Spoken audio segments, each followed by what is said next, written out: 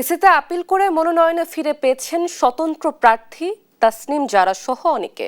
এখন পর্যন্ত ৩৬টি আপিল শুনানির মধ্যে ২৬টি বৈধ ঘোষণা করা হয়। শনিবার সকাল ১০টা থেকে রাজধানীর আগারগাঁওয়ে নির্বাচন ভবনের অডিটোরিয়ামে এই শুনানি অনুষ্ঠিত হচ্ছে। শুনানির আগ থেকে প্রার্থীরা তাদের আইনজীবীদের নিয়ে হাজির হন। নির্বাচন কমিশন থেকে জানানো হয়েছে, এক প্রার্থীর সঙ্গে ২ জন করে শুনানি কক্ষে প্রবেশ করতে পারবেন। শুনানিতে উপস্থিত আছেন প্রধান নির্বাচন কমিশনার এএমএম নাসির উদ্দিন সহ অন্যান্য নির্বাচন কমিশনাররা। শুনানির প্রথম দিনে আপিল শুনানি হবে ১ থেকে ৭০ নম্বর পর্যন্ত। ফলাফল সম্পর্কে ওনারা পেন্ডিং রেখেছেন আগামীকাল বিকাল ৫টা পর্যন্ত। ওনাদেরকে সুযোগ দিয়েছেন, অর্থাৎ মহিউদ্দিন সাহেবকে একথা প্রমাণ করার জন্য যে তিনি মনোনয়নপত্র জমাদানের দিন তিনি ঋণ খেলাপি ছিলেন না। মহামান্য নির্বাচন কমিশন স্বতঃস্ফূর্তভাবে আমাদের অ্যাপিল মঞ্জুর করেছেন। এই ক্ষেত্রে যারা Mohammad Ali advocate Bangladesh supreme court Madhupur ধনবাড়ির এক আসনে নির্বাচন করা আর কোনো প্রতিবন্ধকতা রইল না। নির্বাচন কমিশনে আছেন সহকর্মী ইউসুফ ভুঁইয়া, সেখান থেকে সরাসরি যোগ দিচ্ছেন তিনি। ইউসুফ, নির্বাচন কমিশনে রয়েছেন আপনি, আপিল শুনানির ব্যাপারে কি তথ্য আছে আপনার কাছে জানাবেন?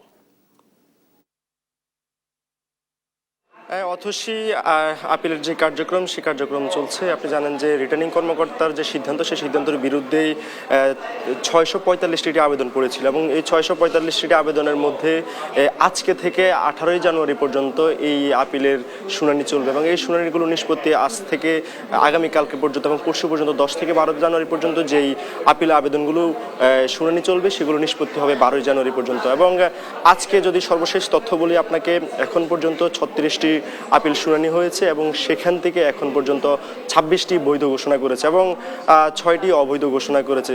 তবে এর মধ্যে ৪টি আপিল এখন পর্যন্ত স্থগিত রেখেছে নির্বাচন কমিশন। তবে বেশ কয়েকজন প্রার্থীও আমাদের এখানে এসেছেন, বের হয়ে অনেক প্রার্থী কথা বলেছেন আসলে যে তাদের কি কারণে আসলে বৈধ হয়েছে এবং কি কারণে অবৈধ ঘোষণা করেছিল আসলে রিটার্নিং কর্মকর্তারা।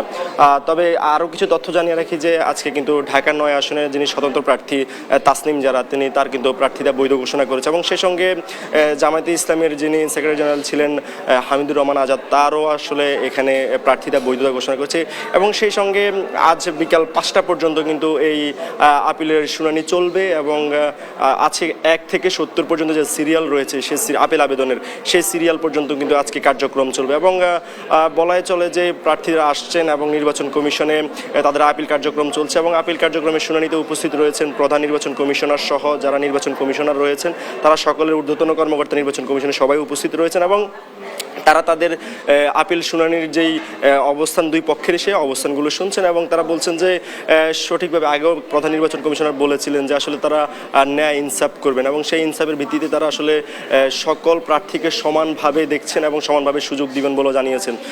তো বিকাল ৫টা পর্যন্ত আপিল শুনানি চলবে। এখন পর্যন্ত প্রধান নির্বাচন কমিশনার সহ নির্বাচন কমিশনাররা সেখানে রয়েছেন। তো আমরা অপেক্ষা করছি আসলে বিকাল পর্যন্ত আর কয়টি আবেদন বৈধ এবং অবৈধ ঘোষণা করে। তো এই ছিল নির্বাচন ভবন থেকে সর্বশেষ পরিস্থিতি।